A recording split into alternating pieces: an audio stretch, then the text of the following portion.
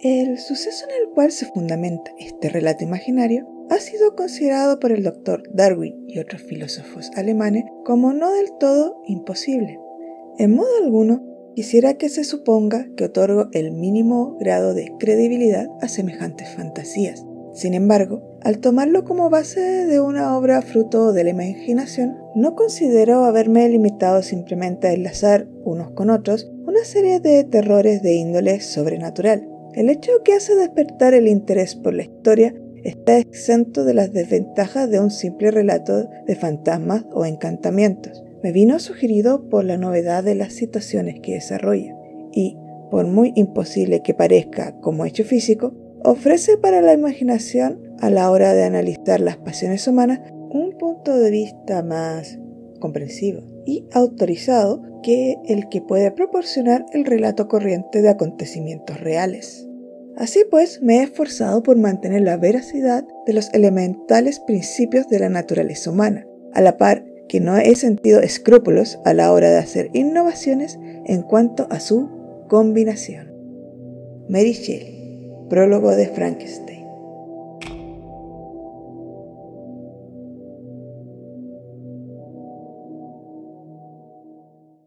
Oigan, ¿alguno de ustedes ha notado cómo ese subgénero de películas de terror que trataba más que nada de criaturas y monstruos como que prácticamente ha desaparecido? Si vemos la gran mayoría de películas que están actualmente en cartelera, como que hay mucha cosa de posesión demoníaca. En serio, ¿por qué la gente estos días está tan obsesionada con que Satanás se les meta dentro del cuerpo? Y sí, eso tiene doble sentido. He visto sus fanarts, chicos, y estoy muy seguro que Lucifer también. Él debe estar ahora mismo en su agujero congelado allá en el noveno círculo, temblando de miedo por las cosas que la gente quiere hacerle o que quieren que él les haga. Volviendo a las películas, este año es algo así como una especie de anomalía porque aparte de las películas de exorcistas y cosas sobrenaturales, además claro de los típicos slashers, han salido más películas de terror de monstruos de lo normal. O sea, 3. Dígase Nope, Prey y la nueva de Hellraiser, que no sé si cuenta como película de monstruo, pero yo la meto acá porque está buena la película. 3 películas que son excelentes y la verdad me da lástima que 2 de ellas no hayan salido al cine y estén atrapadas en Hulu. Alguno de ustedes, tras escucharme, quizás me diga, pero Mensch, tu desperdicio de oxígeno, el año pasado salió la película de Godzilla vs King Kong y además el monstruoverso es una realidad, por lo que te equivocas, otra vez. Mira, primero que nada, tu espectador consciente y que está en lo correcto, no era necesario ser tan agresivo. Y segundo, no me refiero a esa clase de película de monstruos. Las criaturas así, tipo los kaijus y todo eso, salvo por instancias muy puntuales a la Cloverfield, son más bien usados para la acción estos días, no tanto para el terror, que es de lo que estoy hablando aquí. Esto no siempre fue el caso, obviamente, pero la realidad es que los monstruos gigantes estos días aparecen más que nada para pelear contra otros kaijus o como villanos en series tokusatsu. Y aparte de las criaturas que tienen gran tamaño, como que no se encuentran muchas producciones que tengan criaturas, con cosas como Doctor Who o seres similares siendo la excepción. Una parte de mí extraña esta clase de producciones. El cine de criaturas es algo que a mí siempre me ha encantado. Recuerdo cuando era niño la primera vez que vi cosas como Alien, Tremors, Un hombre lobo americano en Londres, Depredador, entre otros. Y en parte por el trauma, porque digamos que algunas de esas películas no eran aptas para todo público, y en parte porque eran súper geniales, estas criaturas quedaron por siempre grabadas en mi cabeza. Me parece muy interesante ver este cambio en el mercado, siendo como durante el siglo pasado había una gran cantidad de películas que tenían a esta clase de criaturas como villanos principales. Y no digo esto solamente centrándome en los 90s y 80s, sino incluso más atrás, con las películas de monstruos clásicos de Universal, muchas de las cuales son responsables del estereotipo, digamos, que tenemos de varias de estas entidades. Si tuviera que adivinar, diría que este cambio ocurrió porque la society también cambió, y con ello lo que la gente encuentra aterrador. El terror después de todo es algo reaccionario, y debe adaptarse a la época en la que sale. Por algo es que El Exorcista fue tan efectivo cuando salió a principios de los 70s, una década en que la sociedad estadounidense, muy conservadora y arraigada fuertemente a la religión, veía con miedo al futuro de sus jóvenes, además de ser un periodo de tiempo donde donde, nuevamente, la gente por alguna razón le prestaba demasiada atención a Lucifer. Dicho sea de paso, creo que esta es la razón de por qué estas películas de exorcismos no son tan efectivas estos días, o al menos para mí, porque creo que siguen tratando de recrear lo que pasó con El Exorcista, sin darse cuenta que estamos en una década radicalmente diferente. Pero volviendo al punto, creo que la razón detrás de la casi desaparición del cine de terror de monstruos es porque aún no se ha encontrado cómo adaptar a alguno de estos monstruos clásicos al público moderno, digamos. Y con esto no me refiero únicamente a diseño o historia, sino a qué temática o qué subtexto puede tener esta criatura en el siglo XXI. Lo interesante de los monstruos como idea es que en su concepción casi siempre estos surgen de alguna experiencia o un miedo inexplicable que tiene o el autor o la época en la que él o ella vive. Este video empezó con unas palabras de Mary Shelley en su prólogo de Frankenstein o El moderno Prometeo. Y esto no fue solamente para darle un aire de elegancia al tema, no, créanme que no, sino que es un gran ejemplo de esto que estoy hablando ahora. Según explica el autor en su prefacio, el cual recomiendo que lean si quieren saber toda la historia detrás de la creación de este libro, la idea para el relato surgió tras escuchar a sus amigos hablar sobre varios descubrimientos científicos que estaban ocurriendo por aquel entonces. Es por eso que ella menciona a Darwin en la introducción, porque algo que es característico de este relato es cómo se aleja de la idea tradicional de lo que es una historia de terror para aquella época. Recuerden que este sigue siendo el periodo del romántico terror gótico, y si bien esta novela aún tiene muchos elementos de esta clase de relatos, el hecho de que la historia gire en torno a algo científico o lo más científico que puede ser una novela de aquella época, en lugar de lo sobrenatural o lo puramente humano, es lo que hace única a esta historia y por ello es considerada como la creadora de la ciencia ficción. Acompañado a cada avance de la tecnología o a cualquier nuevo descubrimiento, surge casi siempre un cierto temor por parte del público de lo que esto podría representar para la humanidad. En este caso, Mary utilizó el miedo de que tal vez los científicos, en su constante búsqueda de conocimiento, traspasen alguna clase de línea, la cual solo debería ser cruzada por un dios, lo que podría traer desgracia al mundo o a otras personas. Recordemos también que esta era una época donde la gente era muy supersticiosa. Ese subtítulo de El moderno Prometeo no está ahí solo porque suena bonito y porque la gente en Europa de aquella época estaba obsesionada con la mitología griega, y ahora también vamos a admitirlo, sino porque Víctor, al igual que el Titán, está jugando con fuerzas más allá de su entendimiento, dándole vida a un hombre contra todo lo que dice la naturaleza, y esto, al igual que le pasó al Titán que le regaló fuego a los humanos, contra el deseo de los dioses, no tiene un final feliz.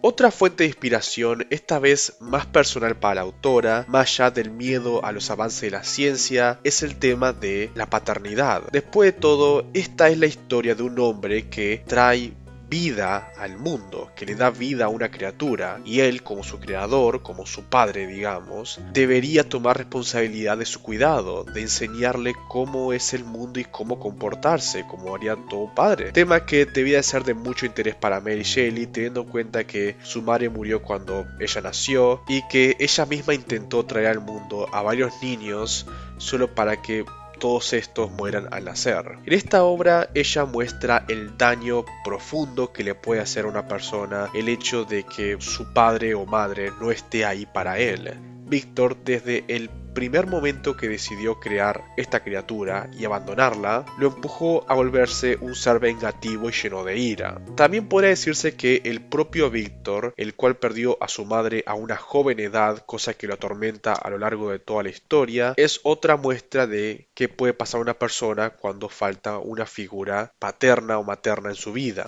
Esta clase de cosas son las que pueden interpretarse con este relato, y son parte de la razón de por qué es un clásico. Es una historia temáticamente muy rica. Este miedo a los avances de la tecnología que impulsó parcialmente a Mary, los límites a los que puede llegar el hombre en su búsqueda de progreso y cosas semejantes, es algo que ha influenciado a una gran cantidad de obras de ciencia ficción a lo largo de la historia, creando relatos que reflejan la preocupación de los autores por el futuro de la humanidad. Veamos como un ejemplo de esto a una de mis criaturas favoritas de Doctor Who, los Cybermen. Los Cybermen fueron concebidos por Keith Pedler en los 60, durante un periodo de tiempo en que los doctores estaban realizando diversos estudios sobre la posibilidad de aumentar la fuerza humana o animal mediante el uso de operaciones o maquinaria, principalmente con el fin de trabajar en el espacio. Además de eso, durante los 60s, la cirugía plástica empezó a volverse la práctica que conocemos hoy en día, lo que, sumado a la preocupación de la utilización de prótesis y demás maquinaria para arreglar extremidades o órganos, hizo que surgiera una pregunta, una duda filosófica, digamos, de que si una persona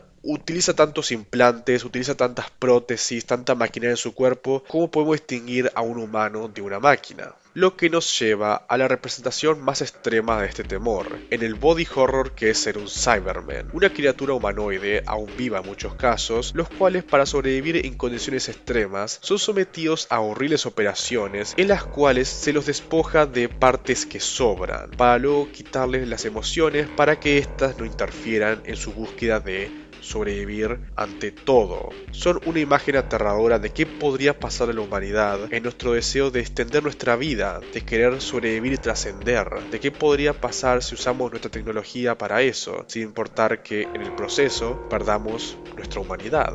Estoy hablando de los Cybermen y Frankenstein de esta manera, no solo porque Mary Shelley, como figura histórica, según el extrañamente poco definido canon del universo de Doctor Who, ha tenido encuentros con estos bichos, sino porque estas dos ideas, como ya habrán podido ver, surgen de un miedo similar. Pese a eso, hay una diferencia bastante notoria en cómo estos dos conceptos han sido tratados con el paso del tiempo. Frankenstein, salvo por intentos bastante malos de querer volver al personaje de la criatura en un héroe de acción, no ha habido ninguna adaptación moderna, o al menos ninguna que yo conozca, que quiera hacer algo de terror con esta historia nuevamente, salvo tal vez por cosas como The Frankenstein Army o The Frankenstein Theory. A ver, sería posible y aún existe el temor de que nuestras creaciones se vuelvan contra nosotros, véase Terminator por ejemplo, pero este es uno de esos casos que, como dije al inicio, se requiere pensar en qué contexto moderno algo como Frankenstein podría funcionar, qué tipo de subtexto se podría darle a algo así en el siglo XXI. Volviendo con los hombres de hojalata de Doctor Who, ellos aún funcionan, aun cuando ya ha pasado mucho tiempo de su creación, no solo porque han recibido constantes mejoras en su diseño, sino porque fueron adaptados para este siglo. Se les dio un subtexto adicional, que encaja mejor con una actualidad donde la gente vive conectada, gracias a cosas como celulares o el internet, lo que, al menos en mi opinión, ayuda a que un monstruo sea popular y que dure un largo tiempo en el consciente colectivo, más allá de cosas como el diseño y todo eso, es lo que puede llegar a representar tanto para el individuo como para la sociedad en su época, y también cómo puede llegar a modificarse en futuras adaptaciones para tal vez tratar algo parecido pero diferente. El vampiro como entidad, por ejemplo, es una que ha durado siglos en la imaginación de las personas, incluso antes que Bram Stoker escribiera su novela sobre Drácula, y en cada siglo la forma en la que estas criaturas son mostradas, lo que representan, es diferente. Vean a la figura de Nosferatus, una de las primeras, si no es que es la primera aparición de un vampiro en el cine, la cual fue hecha durante un momento particularmente delicado del cine alemán,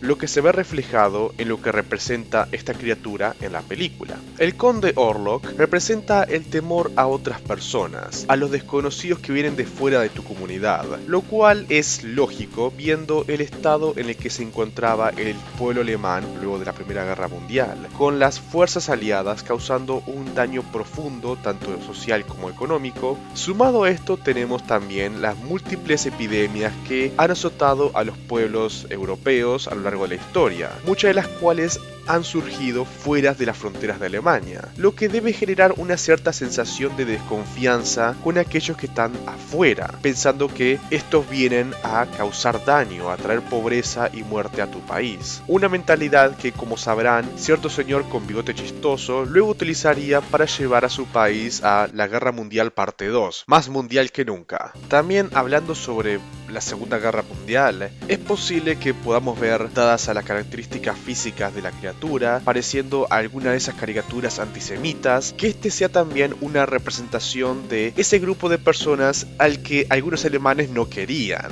lo que significaría que de cierta manera Bob Esponja es problemático, cosa que nunca esperé decir en voz alta. Los vampiros, hombres lobos, fantasmas y demás entes sobrenaturales, aun cuando tienen un cierto tipo de reglas y características que son universales de todas las versiones, dígase los vampiros toman sangre, los hombres lobos cambian con la luna llena, etcétera, etcétera, el cómo tú trabajes a estas criaturas y que estos representen en tu historia es lo que de verdad lo volverá únicos y los diferenciará de las otras versiones de este tipo de monstruos. Como una muestra de esto, veamos algunas de las veces en las que Stephen King mete hombres lobos y vampiros en sus historias. Stephen King por lo general no centra sus historias en los monstruos, sino que en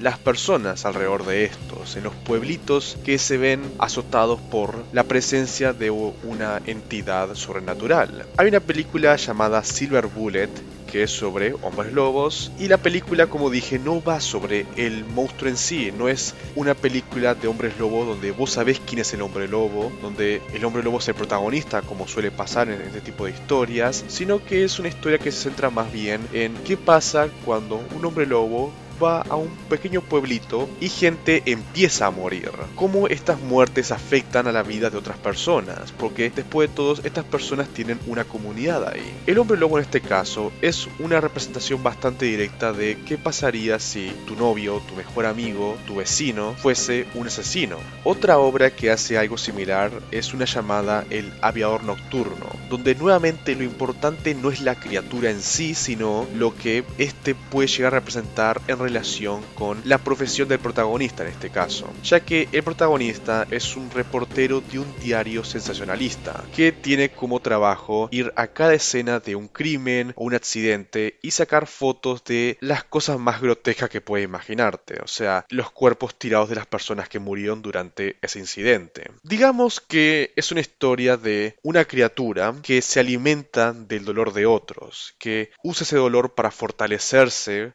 para ganar algo, digamos, y luego tenemos un vampiro.